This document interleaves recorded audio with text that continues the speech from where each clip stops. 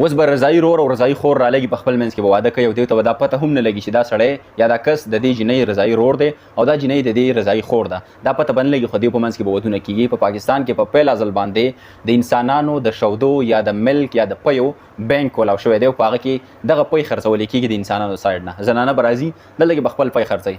دا ټاپک د اخلاقو دایرې نه ډېر زیات بهر دی. زما دا خبرې هم په خولې باندې راځي، ما له په خپله باندې په ویلو کې شرم دلته کې راځي.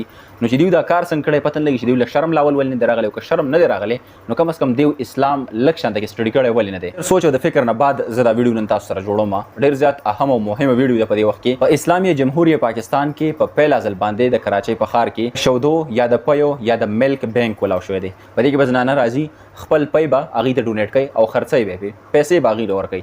تاسو به بلډ بینک اورېدلی په کوم کې چې بلډ خلکو ته په مفته کې په فری کې ډونیټ کېږي ورکولی کېږي. دا به تاسو کتلي. پاکستان کې به په پیل ځل باندې ګورئ چې شوده یا مطلب پی یا ملک دلته کې خلک خرڅوي. دغه زنانه چې لاړې شي دغه خپل پی دغه بینک کې خرڅ کړي نو بیا به دا پروسس کېږي او دې سره به څه پته نه لګي نور عمل کېږي او د هغې نه بعد بیا دا خرڅولی کېږي او په ښارونو کې به ماشومانو ته پرووایډ کېږي ورکولی کېږي به.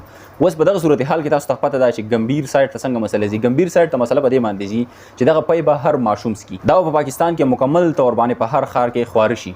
هر ښار ته به ورسیږي هر ماشوم به دا پی وسکي او هر ماشوم خېټې ته به لاړ شي. اوس په دغه صورتحال کې د مفتیانو د وینا مطابق چې د کمې مور د سایډ نه دغه پی راغلی دي او دغه وسکل نو دغه ماشوم د دغې ښځې رضایي بچی شو. اوس پته نه لګي چې دا به نور چا څومره څکلي. دلته کې ډېر زیات کمپلیکیشن او ډېر زیات بګاړ سایډ ته خبره لاړه چې دا به په خپل منځ کې رضایي خور او ورور شي. چاته به دا پته نه لګي چې یاره دې څکلي دي او که نه دي څکلي، د څکلي دي او که نه دي څکلي. نو که دغه په منځ کې چېرته څکلي نو تاسو ته نوره په خپله باندې ښه پوهېږئ. زما نه ډېر زیات قیصه په دې ځای کې ډېره زیاته ورانه ده.